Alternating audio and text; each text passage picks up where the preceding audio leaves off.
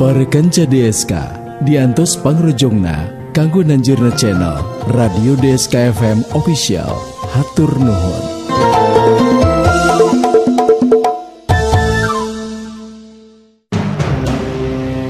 Sirawi Jaka Sinangli, Jaka Sinangli.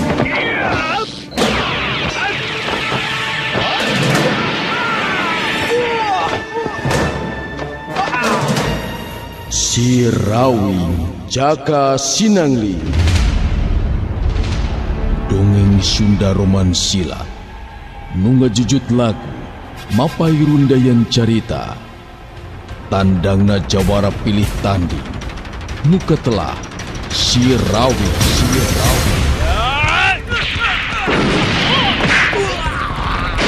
Sirawi Jaka Sinangli, Jaka Sinangli. Lambaran lalakon kahirupan Jawara kakoncara nu tandang makalangan taya karingran numpes kejahatan nanjirkeun bebeneran demi katengtreman katingtriman balarea.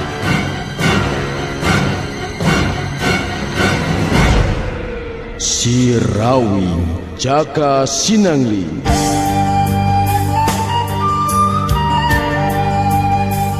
RMG Network midangkeun serial dongeng Sunda Sirawi Jaka Sinangli.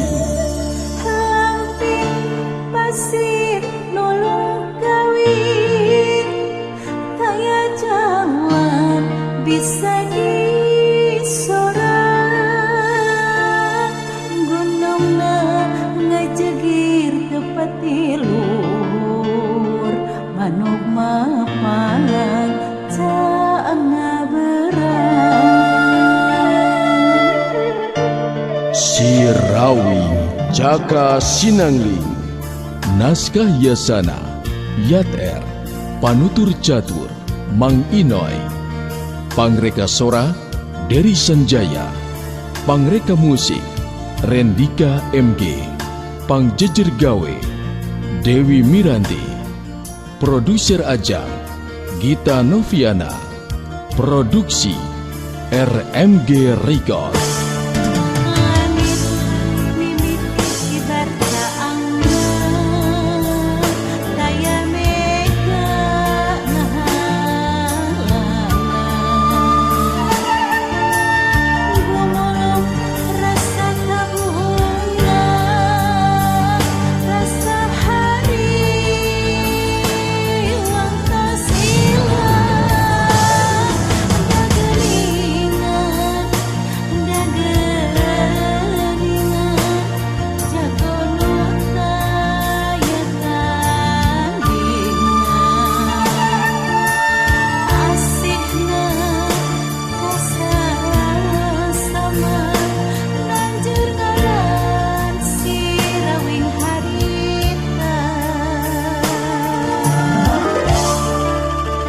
Para kanca sadaya nyanggakeun Sirawi Jaka Sinangli. Duta Suara Karawang 103,2 FM. Sanggeusna ngarasa cukup ngajelaskeun ka sang tukang lalakon kahirupan Saraswati mungkas guaranana. Itu lalakon anu kasorang atawa karendapan ku diri abdi teh Ki Jaroji. Nu mata menang beja kitu ti salira Ki Jaroji teh. Abdi ngarasa bunga jeung salempang Ki. Nabet ngarasa salempang. Salempang kumaha Nyi Mas? Abdi bunga lantaran laratan ngeunaan anu jadi anak jeung anu jadi salaki.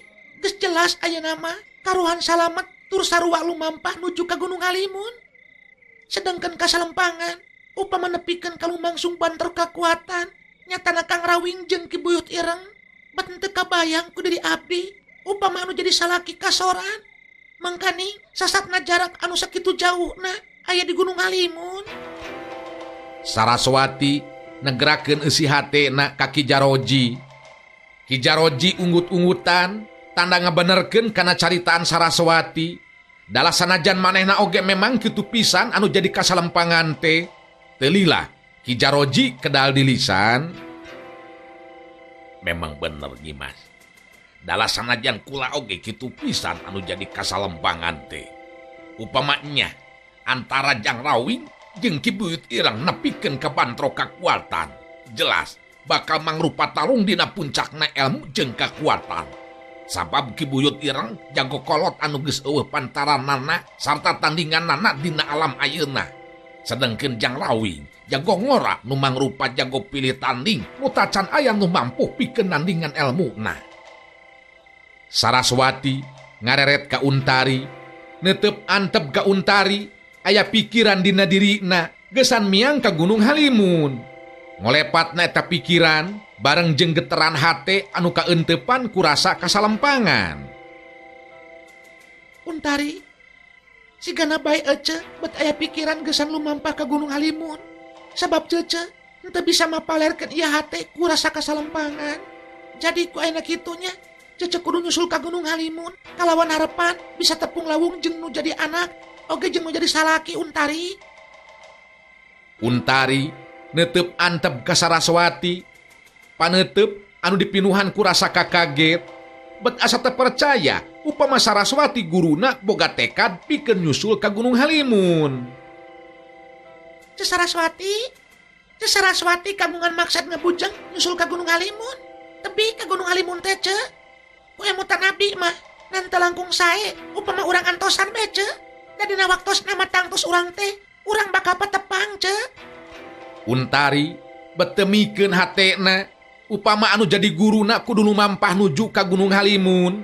Memang pikeun Untari mah masih kene kurang yakin karena pengalaman Saraswati dina mangsa katukang anu kungsi nyamar jadi Dewi Panganting. Jelas geus teu aneh deui lumampah nyorangan tur nying hareupan rupa-rupa bahaya. Saraswati imut ngagelenyu bari neuteup ka Untari terus kedal di lisan. Untari, ece ngarti. Untari ngerasa salampang ku kasalamatan ece. Baheula waktu ece masih keneh lalagasan. Geus teu aneh deui lumampah nyorangan bari jeung nying hareupan rupa-rupa bahaya anu ngancam jiwa Untari. Tapi ece henteu galider sabab ece boga kayakinan saperti halna Kang Rawing yen upama lumampah dina jalan anu lempeng mangka tujuan jeung cita-cita tang tulaksana tur baris aya dina kasalamatan. Nu mata ece engke subuh kapaksa bakal lumampah geus nuju ka Gunung Halimun Untari. Ki Jaroji silih teuteup jeung Sarjan anu jadi muridna, duanana bet sarua jeung pamadeganana Untari. Henteu mikeun upama Saraswati pangawak awewe kudu lumampah ka Gunung Halimun. Sanajan duanana oge ngarti yen Saraswati teh lain wanita biasa. Ki Jaroji kadenge harita cumarita deui. Jadi maksud saliran Nyimas teh sejal lumampah nyusul Jang Rawing katut Jang Keling ke Gunung Halimun. Aduh, ari ceuk kula mah ulah Nyimas. Pokona mah urang simpan ceg kayakinan yen Jang Rawing tangtu bakal hasil menangkeun kembang pancawarna. Malah upama nepikeun ka bantro kakuatan jeung Ki Buyut Ireng, kula boga kayakinan Jang Rawing tangtu anu bakal unggul. Kitu tah ari ceuk kula mah Nyimas. Sarjan oge dina waktu harita milu mairan ku caritaan. Wah, ngenyen Nyimas, henteu meunang kitu bahaya ngindit sorangan ke Gunung Halimun Nyimas. Henteu meunang sambarangan ngindit ke Gunung Halimun, henteu bisa kitu bae Nyimas. Saraswati ngabagi paneteupna ka Ki Jaroji jeung Sarjan, terus entep deui paneteupna ka Untari. Teu lila terus nyarita deui. Untari, ece moal bisa dihalangan sanajan ku sabae oge. Sebab ece geus nekadkeun dina hate upama Kang Rawing jeung Jang Keling nepikeun ka cilaka. Bet rarasaan teh aya hartina hirup kumelip di kolong langit kelar di ieu jagat. Itu tegad ece dina waktu ayeuna Untari. Untari tembong dina waktu harita ngahruk tungkul. Bet sanajan kakarasa babara poe babarengan jeung Saraswati guruna. Kacida geus asa deukeut pisan antara hubungan guru jeung murid. Sedengkeun Saraswati isukan bakal ninggalkeun dirina. Bet asa seunggah karasana ku Untari pikeun papisah jeung wanita anu ngaran Saraswati. Kumaha upami abdi ngiring ce Saraswati? Abdi betoyong aya pangalaman lumampa tebih ce. Etang-etang milarian pangalaman bari sakentenan ngalatih diri. Teu lepatna ce pangintennya. Upami abdi ngiring ce. Untari nyaritana rada dumareda nandakeun hate anu sedih sabab rek papisahan jeung guruna. Saraswati bisa ngarasakeun kana geteran hate Untari muridna. Pugu memang geus surti Saraswati oge. Di antara jiwa jeung hatena geus pada silih pikanyaa. Tapi Saraswati geus mutuskeun sikep jeung tekadna. Anu hamo bisa dirobah deui. Untari, aja ngarti kana isi hate Untari dina waktu ayeuna. Ngan lebah dia Untari kudu ngarti. Aja demi harap upama aya korban lantaran patali jeung pribadi kehidupan Ece. Sokomo di dia jeung saha atuh Maratima upama Untari milu lumampah jeung Ece. Nu geus tangtu lain bae lampah anu disorang teh sakitu jauhna Untari. Tapi teu mustahil boh di setengahing jalan atawa tepi ka tempat tujuan bakal aya halangan anu ngancak kana kasalamatan jiwa urang Untari. Ce Saraswati, abdi rela ce senajan kedah korban jiwa ce. Ma di dia tiasa direncangan ku tatangga anu caket oge padega anu sanesna ce. Abdi hoyong nyarengan ka mana bae ce Saraswati lumampa ce. Itu tekad abdi dina waktu ayeuna mah ce. Duta Suara Karawang 103,2 FM. Saraswati netep antep ke muridna. Aya anu semu beus dina panon Saraswati. Karasa deketna antara pribadina jeung wanoja anu ngaran Untari nu ayeuna jadi muridna. Tapi Saraswati oge teu mikeun hatena upama Untari kudu jadi korban kahirupan pribadina. Saraswati teu mikeun upama muridna kudu kabaud kana pasoalan kulawargana. Anu sokomo lamun Untari milu nepikeun ka kudu jadi korban lantaran nyorang bahaya di setengahing jalan. Dumasar kana eta tinimbangan, Saraswati kedal di lisan ditujukeun ka muridna nyatana Untari. Aja ngarti kana maksud sarta kanya ajeng kabela Untari. Tapi sakali deui aja nandaskeun henteu mikeun upama Untari kudu kabaud ku pasoalan kulawarga Ece. Sokomo upama Untari nepikeun ka kudu jadi korban lantaran gara-gara kepentingan kulawarga Ece. Lampah nu baris disorang teh ngandung bahaya anu teu saeutik Untari. Ki Jaroji milu nembrong deui omongan. Ari Cikula mah leuwih hade daguan beh di dieu nyimas. Saperti anu tadi dicaritakeun ku Nyai Untari. Geus waktuna mah tangtu bakal tepung jeung jang rawing katut jang keling. Lumampah ka Gunung Halimun teh lain lumampah nyorang jalan anu biasa-biasa nyimas. Sasatna naik kana gunung. Saraswati ngareret ka Ki Jaroji bari terus nyarita. Ki Jaroji, perhatian katut rasa simpati ti Ki Jaroji. Abdi nganuhunkeun Ki. Abdi sorangan sadar yen lampah anu baris disorang teh lain ngabutuhkeun katabahan, tapi oge bahaya anu bakal datang Ki. Tapi abdi memang moal bisa robah deui patekadan Ki. Sebab naon hartina diri abdi di dieu salamet sedengkeun salaki jeung nu jadi anak bakal pinanggih jeung cilaka. Ki Jaroji jeung Sarjan geus teu bisa deui nyarita ayeuna mah. Manehna duaan memang teu bisa ngabibisani kana parasaan Saraswati. Nu geus moal bisa dihalangan di tekadna pikeun nyusul nu jadi salaki jeung anakna ka Gunung Halimun. Untari nyarita deui miharep sangkan Saraswati bisa ngidinan upama dirina milu ngabarengan guruna lumampah ka Gunung Halimun. Ce Saraswati, abdi miharep mugi salira Ce Saraswati tiasa saluyu sareng maksud abdi ce. Abdi ngiring sareng Ce Saraswati ce. Untari sakali deui cece nyarita di dia Maratima kakara pulih sehat deui. Nah teu salempang kitu Untari. Upama datang deui jalma-jalma seperti Subala jeung Sujali nu bakal ngaganggu kana kahirupan Maratima. Cik, kumaha he? Untari ngahuleng dikitukeun mah, tapi ngan sakedeung ngahulengna teh. Duka teuing kumaha, Untari oge bet hayang tepung jeung anu ngaran Sirawing, malah sarua kaentepan ku rasa salempang. Sok sieun Sirawing nyorang bahaya. teu kedah ngemutkeun pun biang sareng kaayaan diri abdi ce. Abdi gaduh keyakinan jalma-jalma seperti Subali katut Sujali tos kapokeun ce ku kejadian kamari-kamari. Nu penting abdi kedah tiasa ngiring sareng Ce Saraswati. Bet sok komo lalakon Ce Saraswati kapungkur oge geuningan tiasa lumampah nyalira ce. Kamu abdi ayeuna sasatna sasarengan sareng Ce Saraswati. Untari keke bangun anu maksa si ganate hayang milu nuju ka Gunung Halimun.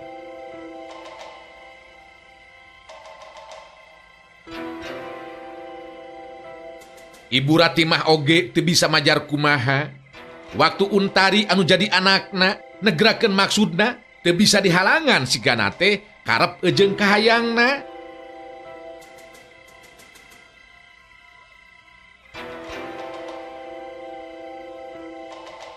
Akhirna Saraswati jadi eleh deet ejeng Ibu Ratimah ngan ngolepat pikiran sejen yen pikeun ngungkulan rasa salempang di eta patempatan. Taya salahna lamun Ki Jaroji jeung muridna bisa ngabaturan Ibu Ratimah. Sabab sanajan ku saliwatan Saraswati boga kayakinan Ki Jaroji jeung Sarjan mangrupa pribadi jalma anu bisa dipercaya. Saraswati akhirna mereka putusan cumarita deui ditujukeun ka Ki Jaroji jeung Sarjan. Ki Jaroji oge Mas Sarjan upama memang rumasa kahutangan budi ku Kang Rawing oge boga karep hayang males budi ka Kang Rawing. Ayeuna waktuna negrakeun atawa nembongkeun eta sikap. Ayeuna abdi aya pamerdi ka Ki Jaroji jeung Mas Sarjan. Ki Jaroji jeung Sarjan pada neuteup ka Saraswati. Ki Jaroji anu harita nyarita. Narek merdi naon kitu Nyi Mas teh. Ari kula mah jelas hayang males budi ka Jang Rawing jeung kulawargana. Cacakan lamun eueuh pitulungna mah duh geus angtu. Kula dengan ukur tinggal ngaran Nyi Mas. Cik, nah harek aya pamerdi naon Nyi Mas teh ka diri kula duaan. Ngenya, ento kudu ngasa-ngasa Nyi Mas. Ento kudu ngerago, ento kudu bimbang, ento kudu ngera.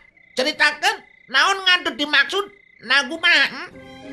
Saraswati ngabagi paneteupna ka Ki Jaroji jeung Sarjan. Teu lila terus kedal deui lisan. Ki Jaroji oge Mas Sarjan upama abdi jadi lumampah jeung Untari ka Gunung Halimun.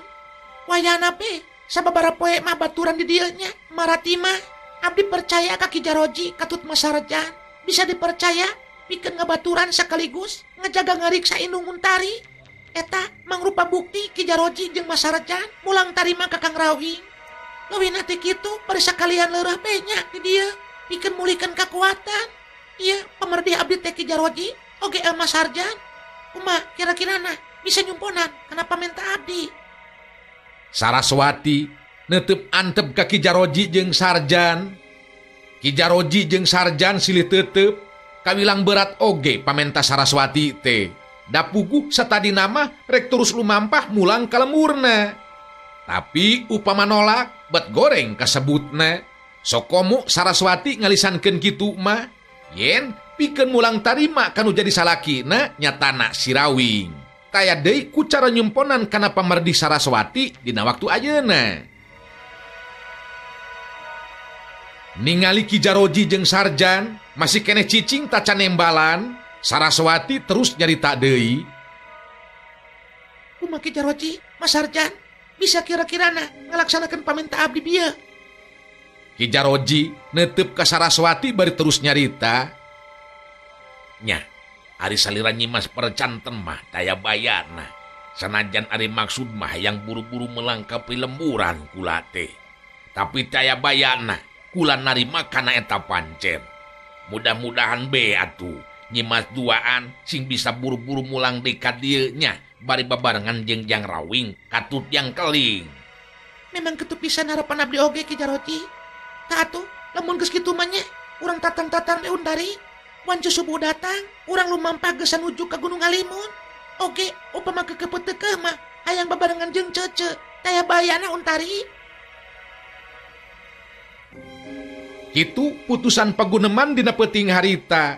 Sanajan ari hate mah Ibu Ratimah teh salempang ejeng nalangsa, tapi teu bisa majar kumaha sabab Untari keukeuh dina tekadna. Duta Suara Karawang 103,2 FM. Waktu pepedut hide jeung lalang sepeting nyingrai ketemus ku sinar sang surya. Bareng jeung balebat anu ngembat ti belah wetan, Saraswati jeung Untari lumampah ninggalkeun pilemburan geus sanuju ka Gunung Halimun.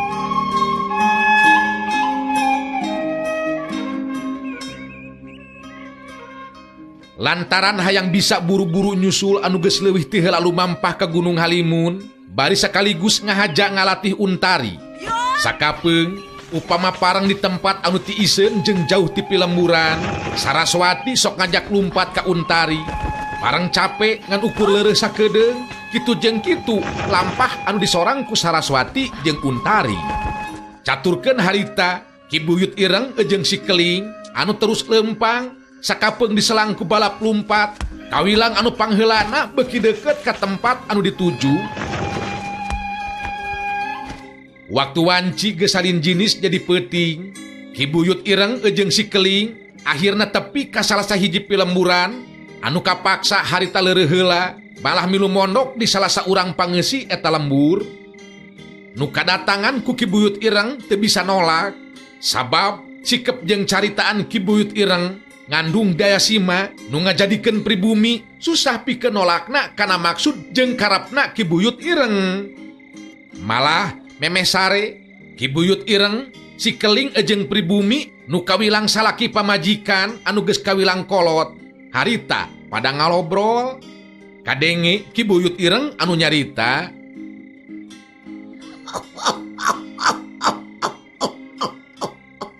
didenge-denge henteu ku dewek teh euy. Waktu tadi asup ka jero ieu lemur, bangsa wanci geus burit, cenah di dieu kungsi diranjah ku karaman setan karoban dina waktu-waktu anu katukang. Bener henteu? Benar Ki Buyut.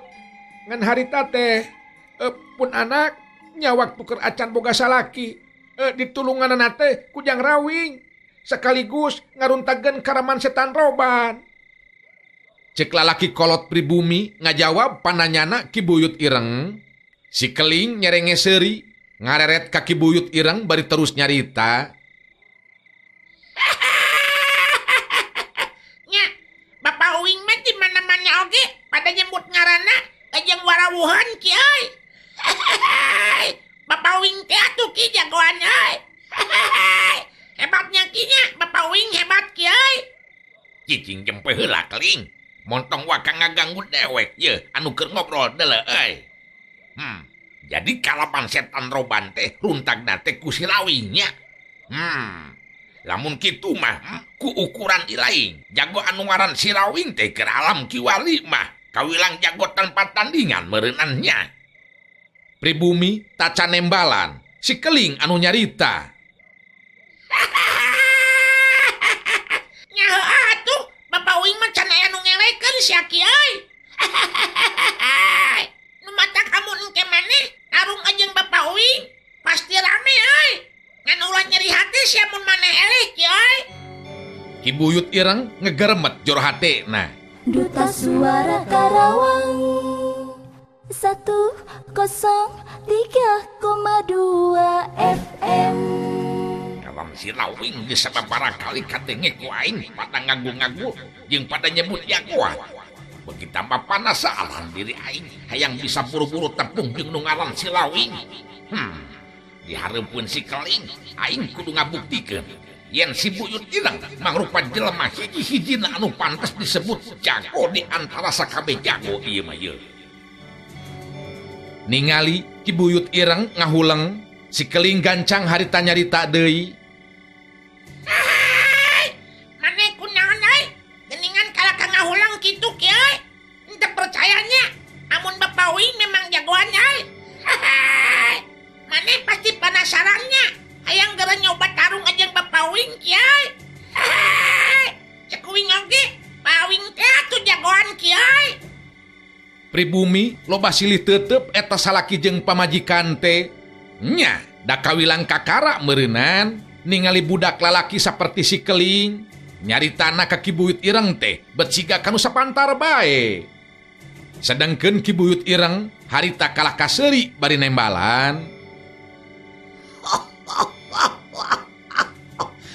gancang dewek beuki panasaran hayang buru-buru tepung keling. Sangkan gancang aya kapastian saha anu leuwih punyul elmuna di alam kiwari deuleu Tapi dewek boga kapastian sanajan si Lawing bapak si Laing geus ngabaris ilmu nur alam. Tetep moal mampu deuleu Baheula dewek satanding satata jeung si nur alam. Upama bantrok kakuatan teu oleh imbang, eueuh anu eleh, eueuh anu meunang. Anu saterusna dewek luntap pikeun nyiptakeun ilmu olahan hasil tatapa nyaeta ilmu weduk ireng jeung muara balaja. Ku Laing geus ka Bandungan deuleu, kumaha kaampuhan eta ilmu dewek deuleu keling. Si Keling katingali cicing memang aya rasa salempang dina hatena. Sok sieun bener be bapana nepikeun ka eleh wawesen ku Ki Buyut Ireng. Tapi si Keling gideg sorangan bari nyarita.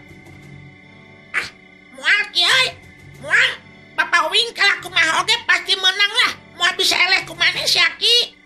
Najan maneh boga ilmu weduk ireng jeung muara baraja, tapi ilmu Bapak Wing oge araneh Kewe buktikan ku maneh si Aki Nu matak engke pasti ku dewek bakal dibuktikan deuleu keling. Pikeun alam ayeuna kaayaan dewek geus eueuh pantaranana Sok komo si nur alam geus tinggal ngalan.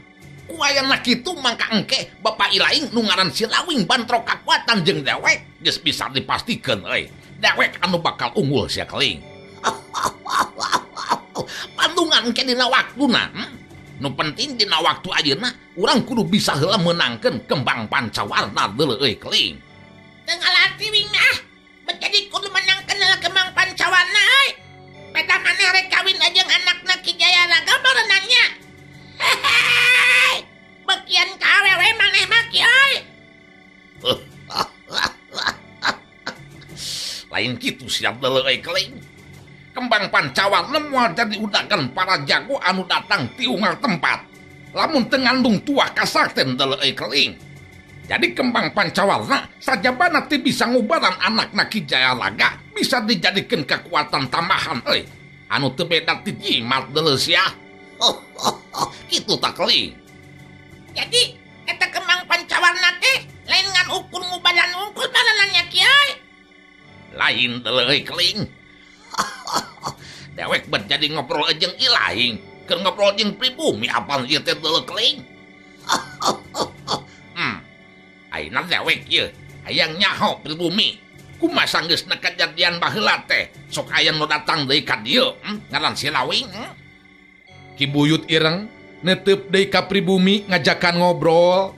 Pribumi gigideg bari ngawalon, sedengkeun awewe kolot nama terus ngeloyong ka tukang rek ka dapur sigana mah. Pugu asana teh henteu kungsi tepung deui jeung anu ngaran yang rawing teh Ki Buyut. Da harita mah atuh henteu sirikna jadi sabiwir hiji. Sanajan ayeuna oge nya kitu, eueuh anu teu wawuh kang ngaran si rawing teh. Ki Buyut Ireng paromana rada muncareng ka pribumi, anu pikeun pribumi mah jadi ngageter hatena. Mangga siap deuleu. Bontong jeung make muji-muji wae ka si Lawing.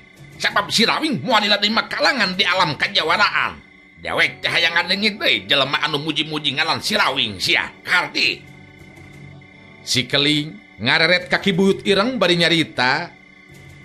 Hai, kitu maneh mah Kiai. Bet ngomong kitu geuningan. Bebas deuleu Kiai. Jalma anu muji ka Bapak Wing mah. Maneh mah nyari hate marenang kinya. Entong kitu maneh sia Kiai. Amun nek amek mah ka Wing dala. Sabab Wing anu sok muji-muji Pa Wing mah dala. Ki Buyut Ireng mundelik ka si Keling, tapi si Keling kalakah malik mencorong. Ki Buyut Ireng teu lila kitu nate, sabab terus nyarengeseuri ka si Keling. Montong babarian deuleu lamun hayang jadi jago tanpa tandingan Keling. Dewek ngan ukur hayang nyaho ieu. Kumaha kaayaan hate si Laing Keling. Nu matak dewek ayeuna masih keneh teu yakin ieu kana caritaan Laing Keling Teu yakin kana caritaan Wing kumaha si Aki upama engke bener yakin Bapak Ilaing si Rawing eleh ku dewek.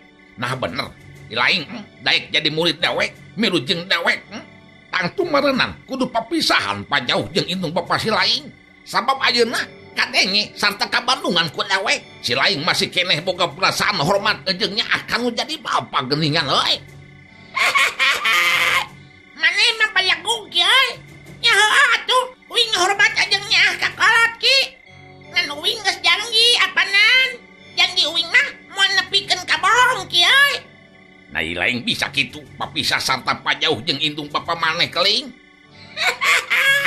Ya make teu bisa, make teu daek ya. Engke uing ngapanan ngomong ka Ibu Saraswati jeung Pa Uing. Uing rek guguru ka maneh Syaki. Sabab maneh leuwih jago tibatan Bapak Uing. Tuh jadi uing inget deui ya. Ka Ibu Saraswati jeung Bapak Uing. Maneh mah ngabohong wae ki ya. Cenah urang teh ka tempatna si Gempar Karoban ki nanya ke Ibu Saraswati. Tapi teu deui bae maneh mah ai. Waduh maneh mah sia kieu ya. Tenang keling, tenang. Upama urusan kembang pancawarna geus beres, mangka sagala rupana bakal lancar deuleu euy keling. Nah Ilaing teh hayang kembang pancawarna anu ngandung tuah kasakten anu bisa dijieun jimat. Ongko hayang jadi jago anu teu bisa dielehkeun lin. Nyalah geus kitu teh nanaon ai. Batang kukurupukan ki ai. Lapar meureunnan ya. Geus asa kacan sangu teh nya ai. Si Keling netep ka pribumi. Atuh pribumi teh era aya. Si Keling ngomong kitu teh ngan ti tadi oge memang loba kerung kaget ngabandungan obrolan si Keling jeung Ki Buyut Ireng. Anu tetela geningan si Keling teh anakna si Rawing. Pribumi netep ka si Keling bari nyarita. Tenang Ujang, si emak ke di dapur ngegelekeun sangu sigana mah. Duh, hampura benya. Dari sukan teh moal aya anu sumping atuh ieu teh ke daguan heula benya da moal lila deui ku rarasaan mah Ujang. Syukur be atuh ari ngarti mah ai. Ieu ari urang ka tujuan teh masih keneh jauh teh ki. Lila geuningan aing mah ye ka Gunung Halimun teh ai. Nya atuh da lain lampas sakedeung keling. Ngan kucala urang mindang lumpat jeung lempang gancang. Dewek boga kayakinan keling euy. Urang tangtu bakal tepi ke tempat anu dituju. Ngan Ilaing upama engke ge tepi ke Gunung Halimun, omat euy. Ilaing kudu nurut kana parentah dewek keling. Sabab urang bakal ngambah ka eta tempat anu sangat deuleu. Dudu mat demit siluman jeung barakasakan nu aya di dinya teh deuleu euy keling. Maneh tong nyingsieunan ka uing syak euy. Aing mah moal sieuneun ku anu kitu patut da. Panting we ku uing manaha teuing. Teu bisa dipanting gitu bae keling. Makhluk gaib teu sarua jeung makhluk anu katingali ku panon deuleu. Contona waktu maneh ngangkat batu kalinga kalakah majan geuningan. Sabab gaji kekuatan gaib dina eta batu deuleu euy keling. Galti. Si Keling cicing teu nembalan. Memang manehna kudu ngaku upama harita teu nurutkeun kana amanatna Ki Buyut Ireng geus bisa dipastikeun pamohalan bisa ngangkat batu kalingga. Sabab manehna geus beak dengkak ngetrukeun kabeh kakuatan jeung elmuna, tapi batu kalingga teu bisa dijungjungkeun. Duta Suara Karawang 103,2 FM.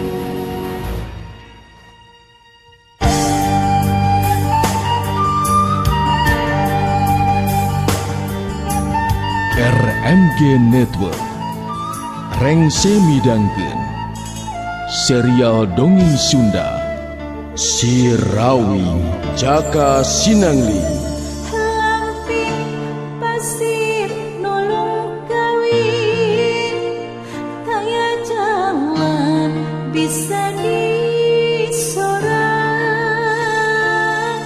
Gunungna ngajegir tepat tilur, manuk mapang caana berang. Dina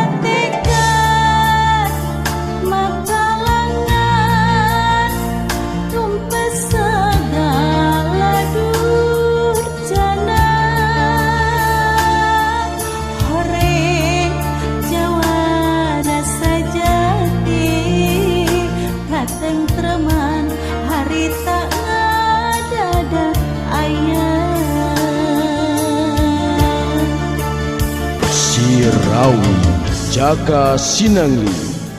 Naskah Yasana Yater. Panutur catur Mang Inoy. Pangreka Sora Dery Sanjaya. Pangreka musik Rendika MG. Pangjejer gawe Dewi Miranti. Produser Ajang Gita Noviana. Produksi RMG Record. Langit mimiti kibar caangan taya mega ngahalangan gumulung rasa kabunga rasa hari wantas ilang dageningan jagonota ya tandingan asikna kosan sama nanjur ngaran si rawing harita. Para kanca sadaya Wilujeng Kantun.